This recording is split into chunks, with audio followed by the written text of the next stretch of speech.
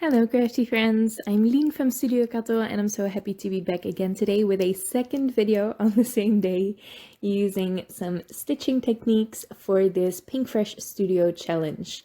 I really wanted to enter this challenge. This month's prompt, I guess, is texture, and I love texture on my cards, so it's a good one. They also always provide you with a color combination, so that's a really fun way to enter the challenge as well. These are really fun to take part of, so let's get into the video. Now, I am using this mini Slimline frames die set, and I have pierced through the holes of one of these die cuts because I'm going to add some stitching to this. Now, I do want to add a little bit of stability to my frame before I start stitching, and I am going to do that by using the inner piece. I'm not sure how well you can see it on the video, but it's almost split in two parts, this frame. It's only connected in a couple of points, and I'm just cutting through that so I have half a frame to stack up, glue together, and back my stitching frame to. This is just going to add a little bit of stability because this frame will curve. Now, there's nothing you can do about that. If you add stitching to something like this, it is not about the tension in your threads at all. I will explain it when we get there, but yeah, so this is going to curve. I don't mind that look. I quite like it actually for this frame. But if you're going to stitch on frames, just be aware of that. Now, I did post another video today all about stitching on cards. That one was more about background dies, but head on over to that video. It will be linked in the description below for more tips and tricks about stitching. Now, like I said, I am stacking up that inner part of the frame, and I'm gluing that behind my full frame, and then I can start finally stitching. This does take some time, I'm not gonna lie, to create this background or to do all the stitching. It took me almost an hour. I think that's worth it. It's really fun to do, it's really relaxing, and I love the look of it. I have already made a couple of cards with this frame by stitching on it, so I really enjoy it. I think it's worth the time, but you do need some patience for this. All I'm doing is connecting the holes on the side, on the left side, to the holes on the bottom right side. So I'm doing it diagonally, and it creates a really fun pattern because I will overlap the threads and the colors when I go the other direction.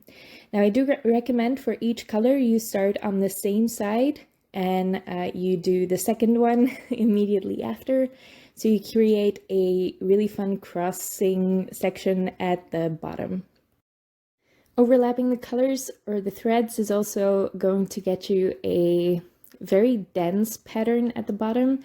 It's going to intensify the colors. It's just going to look really, really cool. I love how this turns out every single time. Now, before you start stitching on this, you don't need to use this frame, by the way. You can use any frame that has a little bit of pierced detail in it that you can pierce through.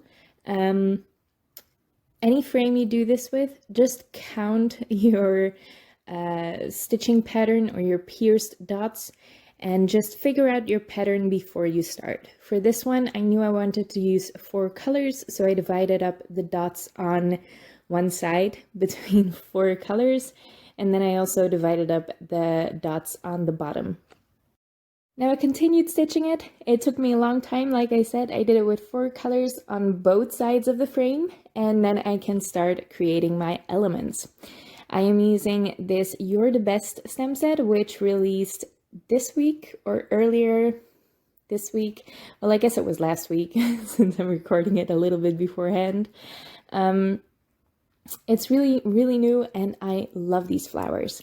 As always, for Pinkfresh Studio floral stems, you get 3 or you get a couple of flowers on one large stamp, and you also get a coordinating die, or the coordinating die is available separately at least. But the coordinating die is also one piece, so you can cut out 3 pieces all at once. It saves a lot on time, and it's just really, really handy. I am stamping this one in Versamark ink, and I am embossing it in, wow, I think it's Gold Rich Pale. I'm pretty sure it's Gold Rich Pale, yeah.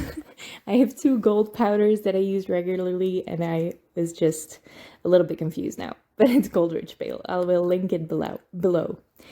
I heat set that, and then I can die. Oh, I'm not gonna die it yet. There are coordinating stencils as well. I really, really love these flower clusters. And I also love that the stencil starts with the full flower. That's not always the case with Pinkfresh, but most of the times it is. And with these full flowers, what that means is you can really, really easily add a little bit of extra shading that the stencil doesn't provide. So I'm going in with my softest pink first, and then I am going to move on to a darker pink, not my darkest yet. And I am adding a little bit of shading to one side of these flowers. Once that's done, I can move on to my next stencil, and there are the actual shading parts of the stencil. There are also a couple of smaller flowers. I have first masked those off with tape, then I can move the tape. Make sure you wipe the excess ink off your stencil first, because otherwise the tape isn't going to stick. It's not going to stick on a wet stencil or an inky stencil.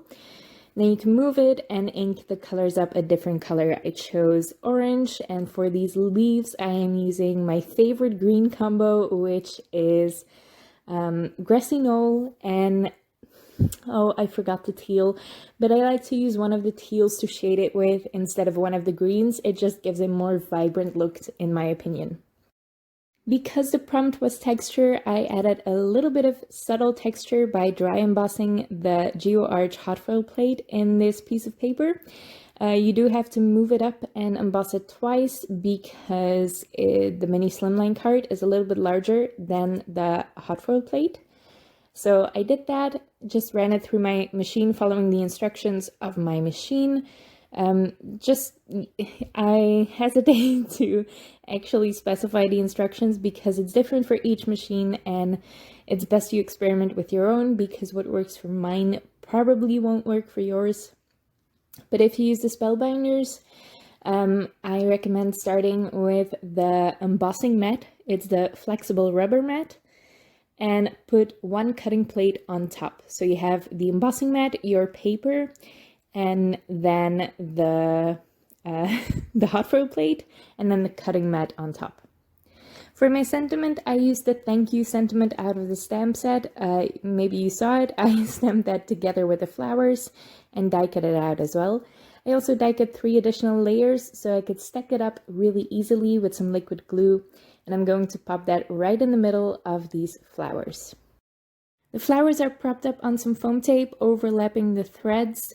That might pop up, but it does adhere to the thread, and it's also adhered to the paper a little bit. So I made sure they were adhered to the paper as well, because foam tape might not stick to threads that well. For my right, I wanted to add a little bit of more glam to this. I completely forgot I did this. But this is the Curvy Foliage die by Pinkfresh Studio, and I love it for tiny details like this. I die cut it once. It's quite a big die. I cut it once out of gold glitter cardstock, and I just cut it apart and used tiny pieces of it around my flowers. It's a perfect die for that. They also have curvy leaves, which I love to cut out of vellum if I want to use those as little subtle accents to a floral arrangement like this. Now for my favorite embellishments these days, these are the glitter drops by Pinkfresh Studio, and I am adhering those on top of the threads, which takes a little bit of patience because you don't want to press them in too far, but you do want to make sure they're adhered down by the end of it. So I do use some quick drying glue. This is Nouveau Deluxe adhesive. It's a lot stronger and a lot quicker to dry than Barely Arts glue, for example. So I highly recommend that glue when you're adhering anything to textile bits on your cards. So yeah, this is my card for the Pinkfresh Studio Challenge for November. It doesn't follow the color palette at all, but I do think it answers the texture prompt because of all of that stitching. Stitching is a great way to add texture to your cards. I hope you check out my second video for today, which is all about stitching without using specialty dies. I have a lot of tips and tricks to share in that one, so I hope you check that out. Thank you so much for watching. Subscribe if you haven't already, and click that bell notification to get notified every time I post a new video, and I hope to see you next time.